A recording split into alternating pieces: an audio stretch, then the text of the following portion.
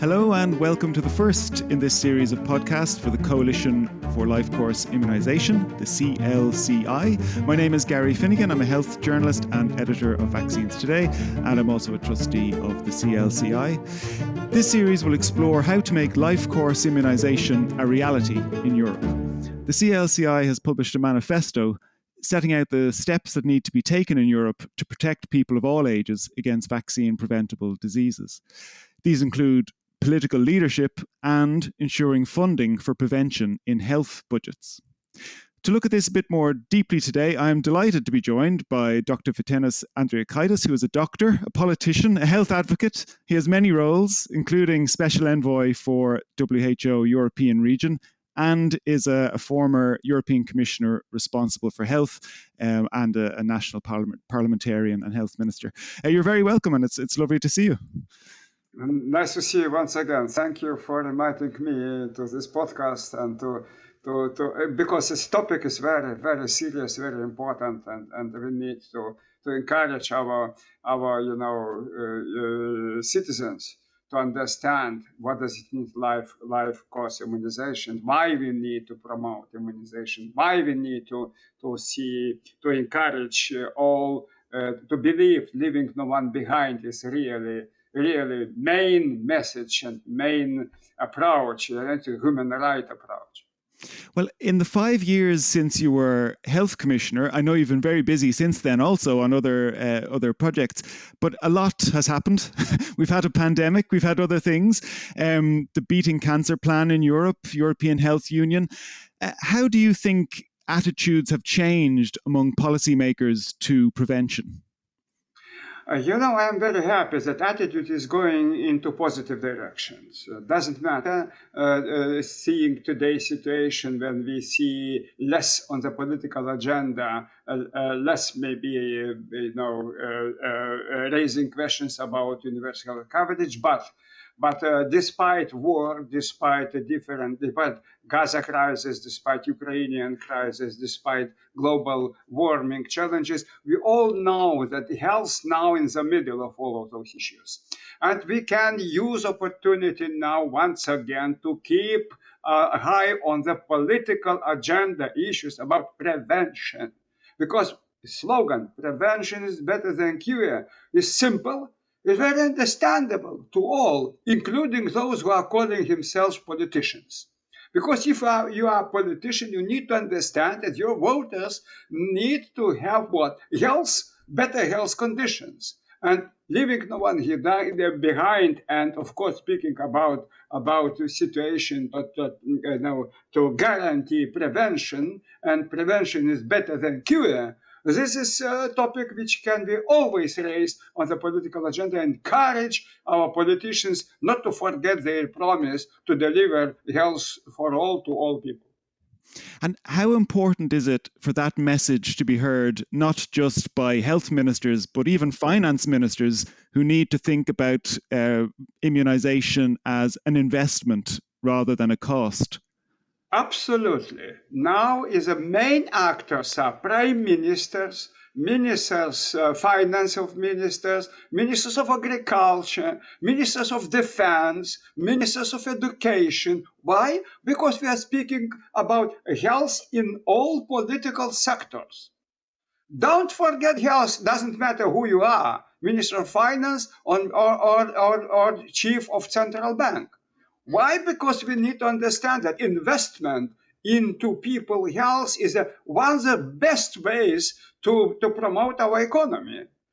A healthy labor force. Yes, healthy labor force. What does it mean? Or how can we, prevent,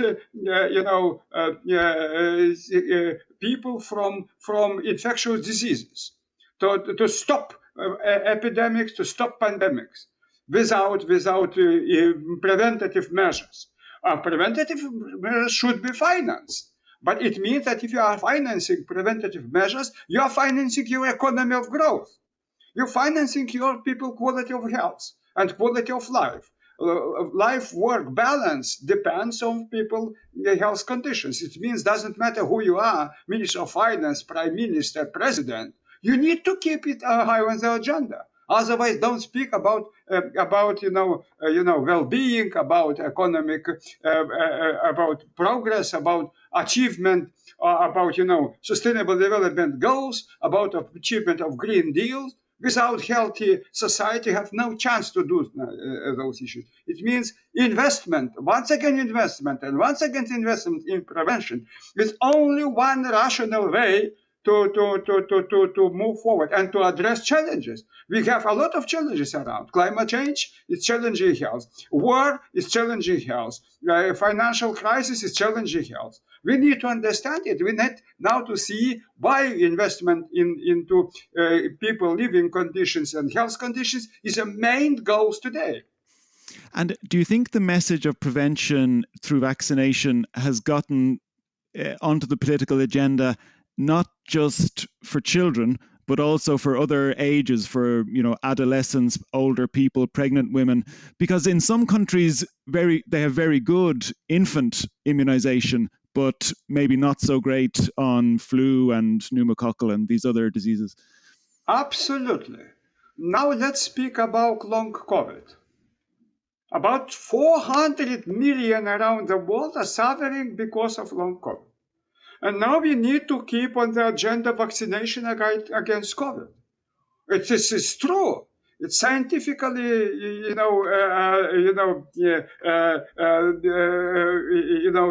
grounded situation.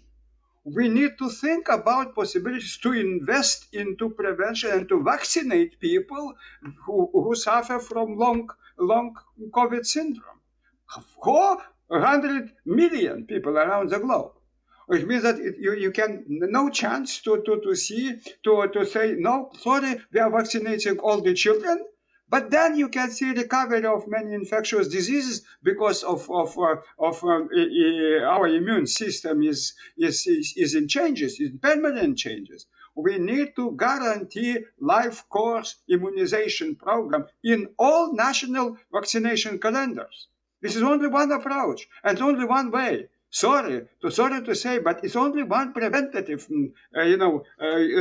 scientifically based preventative approach. Of course, we know that we are just living in post-trust society. We have now a lot of misinformation, infodemics, a lot of challenges. But doesn't matter. We need to be the advocate. We're advocating only one way to reduce number of premature mortality, to guarantee people to staying healthy in such a challenging environment. Only one way is to include life course approach in all national vaccination programs. And we need to speak about it very loudly. And this is where political leadership comes in. But where do you think political leadership could come from? And I suppose the real question is, what role for Europe? Because health is a national competence. So where does the leadership begin? Yes, but it's it is very important when life is teaching us. When COVID came, all started to understand that no one country can solve problems being alone. And in Lisbon Treaty, we have small opportunity on cross-border healthcare threats. Only this one was enshrined in time of Maastricht Treaty, in time of European Convention, preparing Lisbon Treaty, and it helped us to organize more cooperative approach at EU level, delivering immediately vaccination, delivering immediately personal protective measures, delivering immediately coordinated approaches, stopping creating barriers in our internal market. But now we all see that it is not enough. Look, we have in our hands now HERA. We look in our hands ECDC with more competencies. We now have in our hands EMA with more competencies, but doesn't matter. Cooperation between countries is very, very weak one. And if you see how many people are working in different countries, about 160 million are working in cross-border situation in European Union. And in some countries, vaccination calendars are from one approach, in another, in different approach. Some are using one type of vaccination, some are not using another one, and you see vaccination gaps. And people with their families have no chance to be vaccinated and to have access to vaccination. But you see, we see really a mess on the ground. And what does it mean? It means that we need to have some shared competencies in health. Health should be an aim of the European Union, not as an ancillary issue. We need to improve Lisbon Treaty with those targeted approaches. We need targeted treaty improvements. Why? We need to strengthen our activities at local level, national level, and European level, delivering public goods in health in all levels.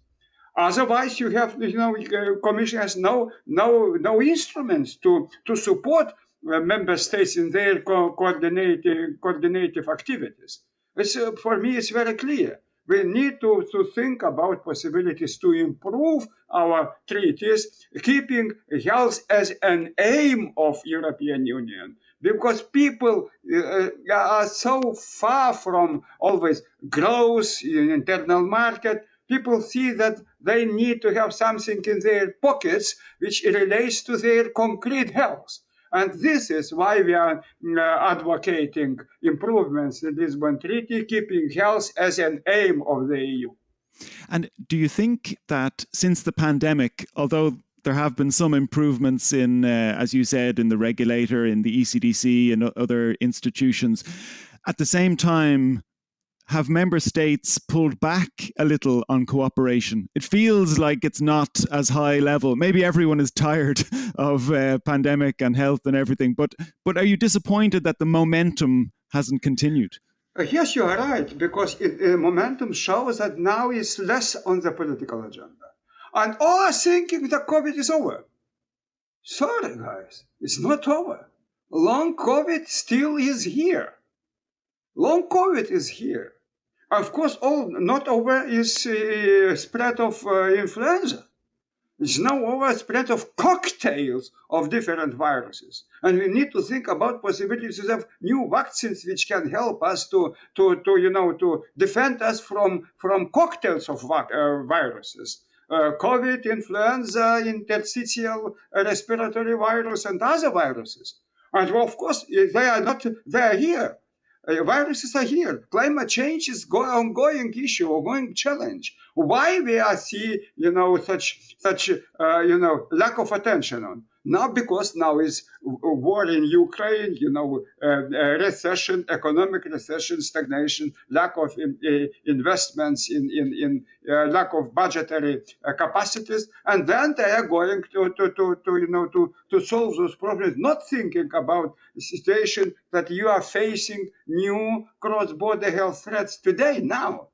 And we need to raise those questions openly. We need to encourage member states to think about better cooperation, because cooperation can help us to use our financial means in more targeted, in more effective way. Only one way. But when you are losing losing momentum to cooperate, you can then lost a lot of financial, budgetary financial measures without effectiveness. Cooperation means effectiveness against cross-border healthcare threats. One of your contributions to this political conversation has been the European Health Union initiative. Could you tell us a bit more about this document? We presented 14 experts together. We presented a book, European Health Union, a blueprint for generations. And then we proposed first of all, we described situation, what it is today on the ground. And of course, we analyzed proposed idea about European Health Union using only today's instruments which are enshrined in today's Lisbon Treaty. And we see three scenarios. One scenario is do business as usual. it means that it would be not effective. It can take a lot of years in implementing, for example, program Europe with cancer or long-term strategy or pharmaceutical strategies. Second is to develop secondary legislative initiatives at European Commission and European Parliament, European Council level, strengthening our capacities to address main challenges in cross-border area. And third is to discuss about necessity to improve Lisbon Treaty with targeted changes, speaking about public goods at EU level, how EU can deliver public goods in health at EU level also, not only at national level. Why? Because in some cases, absolutely clear cases, no one country can solve problems with rare diseases. Rare diseases, you have about 30 million people suffering from rare diseases within the EU. And of course, please include families which are, assisting those with rare diseases. It's about 150 million people are suffering from such situation. But no one country is capable to treat, being alone to treat people with rare diseases, to diagnose and to provide necessary diagnostic tools and have competence, because you can understand that in some country you see competences in one area of rare diseases, in another. We promote to establish a European reference network of rare diseases, but it was based only on voluntary basis.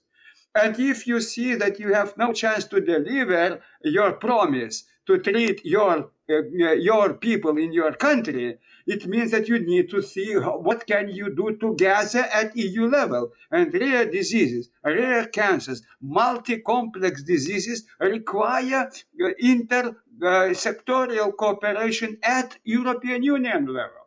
And we need to build such infrastructure which can help us to treat people suffering with rare diseases in Lithuania, treating them in Lisbon, in Portugal, or vice versa. Of course, we need to use our language translation, because it is important to understand patients of their own language. We need to have platforms that can help us to guarantee translation and to help it. Of course, we need to create pan-European infrastructure which should be capable on speaking about health European health data space. Also, it's absolutely clear that we need to do our best, using such new instruments and guaranteeing precise advanced treatment. But advanced treatment is impossible with European health data space, because new treatment require big data. But big data at EU level should be done only with common efforts. It means shared competences. I can provide a lot of examples why we need shared competencies in some areas when no country alone has no chance to solve this problem. And politicians should understand it.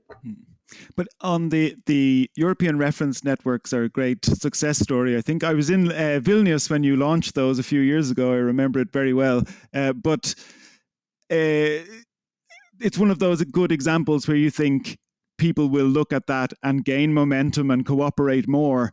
But at the same time, they haven't really. They did it for the ERNs, for rare diseases. But in other areas, it feels like there is hesitancy to share resources. So in terms of changing the treaty, what kind of response do you get from policymakers when you propose this? It's very strange. Conference on the Future of Europe was organized by people. People were involved into conference on the Future of Europe. And Conference on the Future of Europe proposed a lot of treaty improvements. And of course, some politicians were capable to say, yes, it is real, we need to move forward. And in European Parliament in 2023, in November, was adopted a resolution about necessity to organize or intergovernmental conference or new convention discussing issues. Of course, but you see how it is difficult to discuss those topics because lack of knowledge about how European Union is functioning is very high between politicians. I know a lot of members of of different national parliaments. They have no clue and no understanding how European Union is working. They are using blaming and shaming about Brussels, providing, Brussels is, and Brussels bureaucrats. They are lying, but they have no understanding how European Union works in reality. And they have no chance to understand why their constitutional ground is also weak addressing health issues. And they do not understand controversies between their constitutional ground, their country constitutions, and Lisbon Treaty. And of course, they see that they create obstacles because their knowledge is very low. And of course, it feeds Euroscepticism around.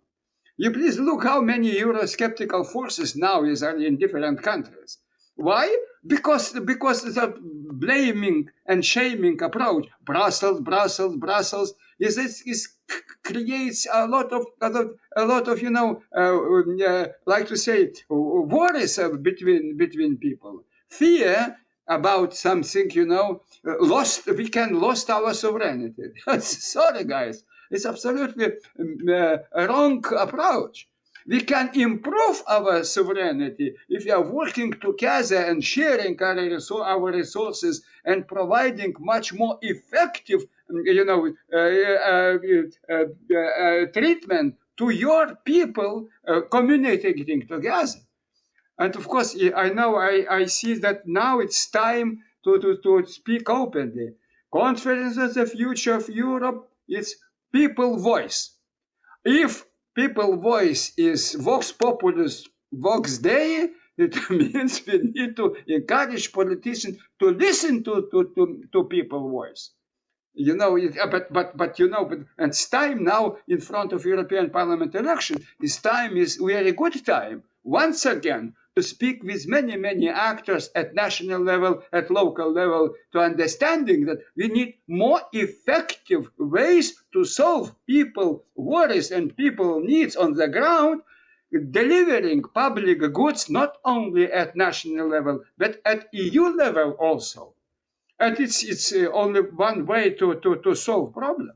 But at the moment, we're in a period of change, or coming to a time of change for the European institutions with elections and a new commission. But I don't see very many people talking about health in these campaigns. Some of the campaigning is quite negative, but otherwise it's about agriculture or trade or competition or something, environment maybe, but not really health. How do you bridge the gap between the conversations people are having in Brussels and in other places, WHO, and the sort of national, regional conversations? I do my best trying to lecture, to deliver lectures to my people. I am trying now traveling around Lithuania, organizing debates and presenting ideas about European Health Union. And of course, why we need to improve people's health using European budget and of course possibilities to deliver European public goods locally. And what does it mean? Of course, I do the same when I am traveling from one country to another, because universal health coverage is clearly very important example to show that a lot of people are far from being covered by universal health coverage.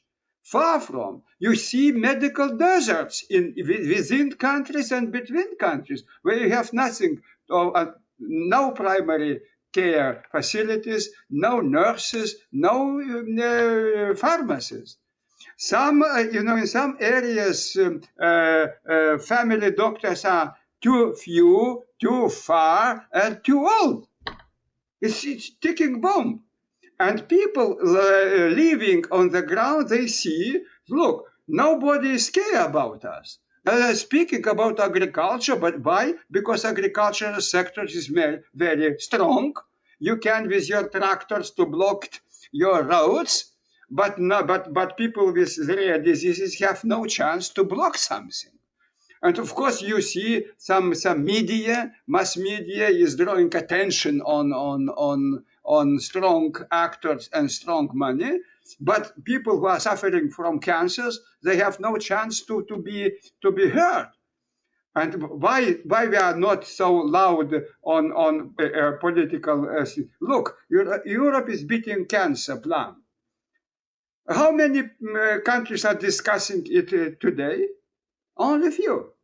Only few. That's all. It's close. It looks really that very complicated topic, not so important for politicians. It's very time consuming to encourage. And it's better to see what your tractors are telling to you on the roads. Yeah. The cancer plan looks like it will give more impetus to HPV, for example. And I saw Bulgaria has extended HPV vaccination to boys recently. So there is some progress. But are you worried that in the meantime, we have measles outbreaks and people are maybe forgetting about measles, and also very low flu uptake and other vaccines? You mentioned COVID is history in people's minds. Are you worried that focusing too much on cancer maybe loses some of the other people who could benefit from vaccines? You are right. I am very worried about situation with vaccination, because figures show that the uptake of vaccination is going down. ECDC just published figures about vaccination calendars, about figures in all 27 member states, and you see that is decline in vaccination now uptake. This is a very worrying issue, and it like always. And then what should happen? New endemic or new pandemic. And then people once again will try to, oh, mamma mia, we can do something. Why we forget it? Why nobody tell us? Here now is improved. ECDC now is improved. EMA now it's up to national parliaments, up to national governments, up to local authorities to think about it, because it is huge risk and big danger. We now have a lot of immigrants from Ukraine, where vaccination was very difficult one, and you see that some new cases of tuberculosis, new cases of measles, new cases of HIV, hepatitis, they are on the ground, and then don't be surprised if figures will show how many new people you see affected by multi-drug resistant tuberculosis, and then you can see how it will be difficult to solve those problems. Of course, we need to. It is our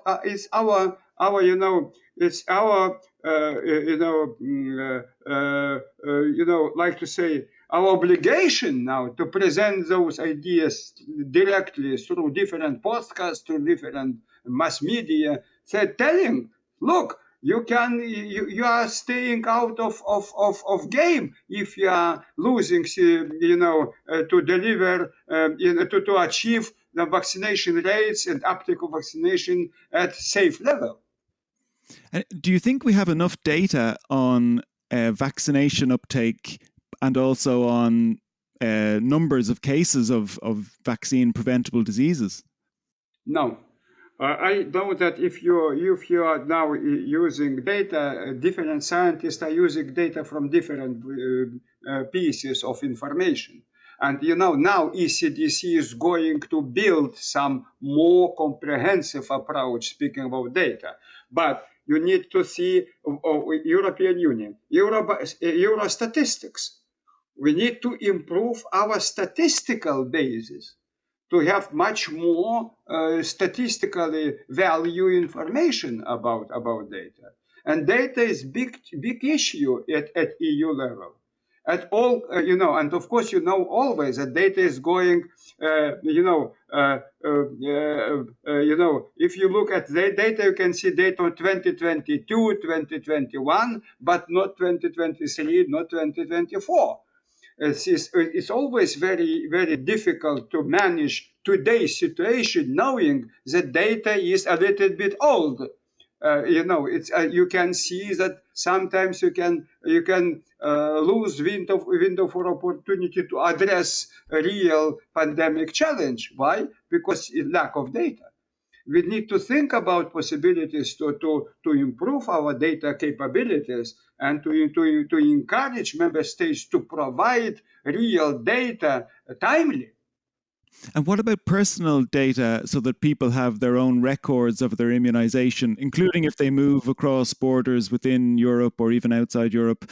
How important is it to take advantage of the technologies that we have now that would allow us to have immunization records? Absolutely. Your question is absolutely one of the questions number one. We need to have electronic patients' vaccination record. It can help us to see, and to manage situation. Without electronic patients' vaccination record, it's very difficult to do it. And now we have a lot of modern tools. IT tools are here. Only we need to encourage member states to agree and to accept such idea to have electronic patient vaccination records.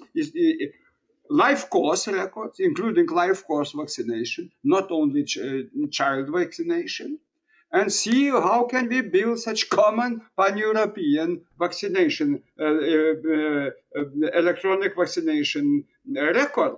It's up to us to do it. And what's the barrier to this? Because it doesn't seem to be a technical barrier. It seems to be a political leadership question. Absolutely. We see political determination in this case. Political, once again political.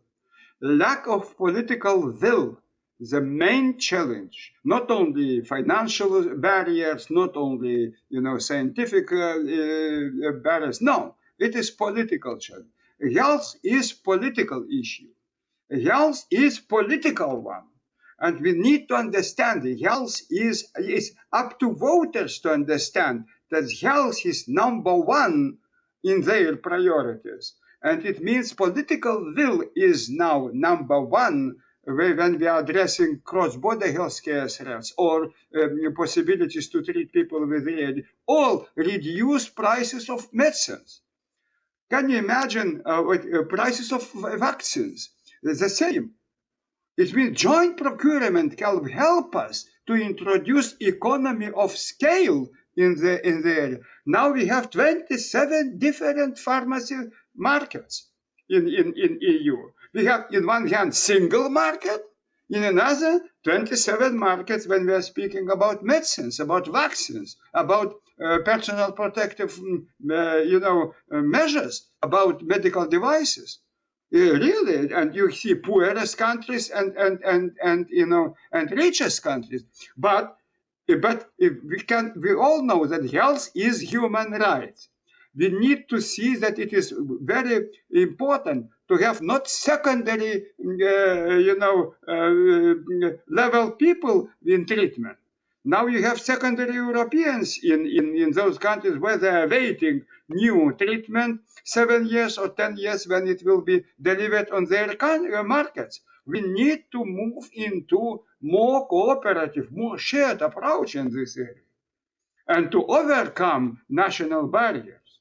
Otherwise, you can see secondary, people. But disease is the same. You have no chance to be segregated because of poorest country. 27 member states. Please keep in mind human rights in health.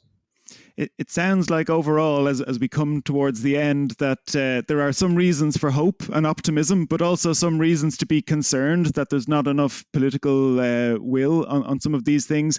If we look ahead to 5 years in the future, what's your hope? Where do you think we'll be in this health union? Generally speaking, I always follow rule.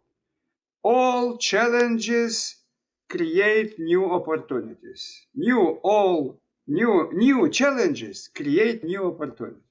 It means that we can find new opportunities in such very challenging and perma crisis. Now we are facing climate crisis, war, air pollutions. We are facing migration crisis. We are facing financial. We are facing a lot of poly crisis. But it means that we need to encourage our people, to ask our politicians to be more responsible, to be more effective, to be more cooperative. Solidarity is now is only one way to solve those problems.